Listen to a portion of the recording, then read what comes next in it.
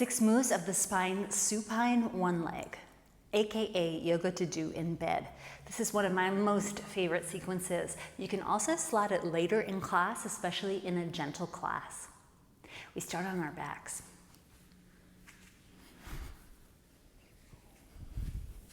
Knees get hugged in. Little rocking side to side can feel really nice. Then both hands go to one leg, say the left.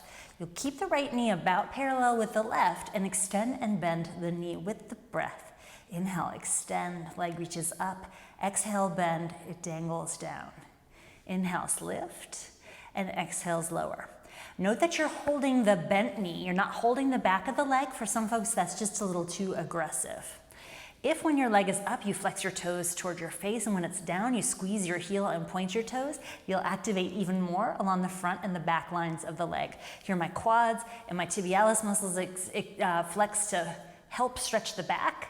And when I come down, the muscles along the back of my leg are engaged to help stretch the front.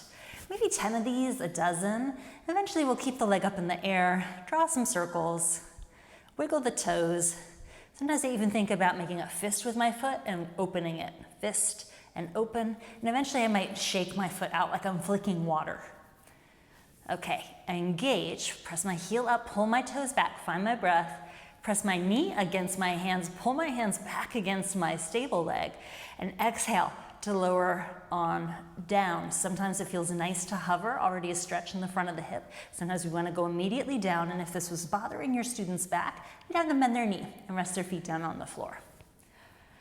Now the bent leg gets some attention as you draw circles with the knee in space.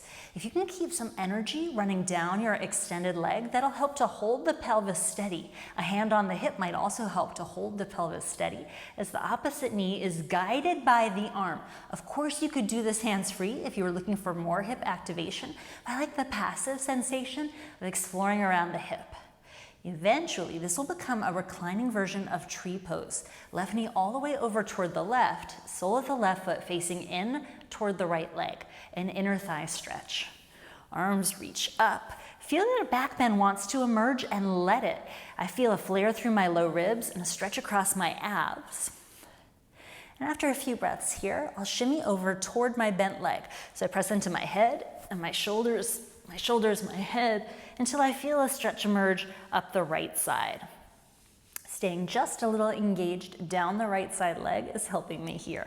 I can tug on my wrist or my elbow. And after I stay there a while, I'll square back off with my head and shoulders, reach my hand down for my leg. Inhale, I guide it up, and as I exhale, I pass it over into my right hand and begin to roll a little or a lot. Now there is a lot to be said about keeping the left hip pretty low down. As my leg comes over the midline, I feel a nice stretch in the outer left part of my hip. I could explore straightening and bending my knee, or I can move all the way into the twist. Here it helps me to also move my shoulders of my head over toward the side that the bent knee is facing. I drape my arm out, and then I choose either to stay like this, or you can explore a space around the body. This might be circles with the fingers staying pretty near to the floor. You could even watch it with your fingers. Or you can move your arm through space. Maybe there's just an interesting arc somewhere to move your hand maybe 6 inches in either direction. Eventually, we land and breathe. Maybe another 5 to 12 breaths. Then you roll out, reset, hug, and rock. To review on the other side, hands come to one leg, the knee and the foot are roughly parallel leg to leg. It's an inhale to lift up and an exhale to come down. When you lift, you can pull your toes towards your face. When you lower, you can squeeze your heel in towards your bottom. Maybe a dozen of these or so are usually in order. And after you've done that many, you'll take the foot up, circle it, work your toes, open and close your whole foot like it's a fist, and maybe shake. Then re-engage, heel up, toes down, press your knee into your hands, pull your hands back against your knee. Big breath in, It's the exhale that lowers down, down, down, down, down, either to hover or to find the floor directly, or for a sweeter version, to do a bent knee with the sole of the foot down on the floor. Keep just a small current running down your straight leg and start to circle your knee. Here I could take my arm out to the side or have my hand on the hip, or I could use both arms to do the circle. I'm not going to get really far down because your arms aren't long enough, and that's okay. Remember, it's fine to do this with no hands, but it's really sweet to do it with the hand guiding the leg.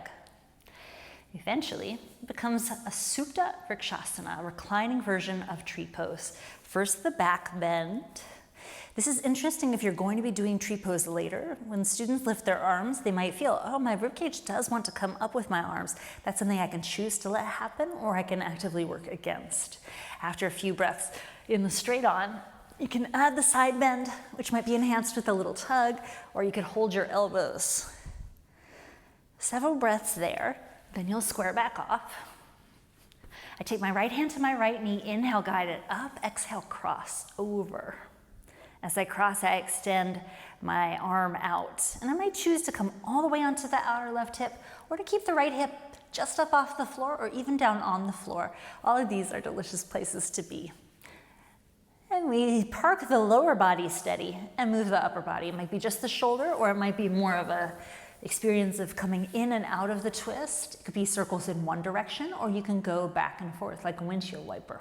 It's all good. It will probably show you where you would like to let your arm land for a few final breaths. And we finish. Back in neutral. Coming back to a symmetrical shape after doing something deeply asymmetrical feels good for your body, and it's also good classroom management. It lets the students who are taking a little longer or lingering in a shape to not get left behind. They get a chance to catch up with us all here.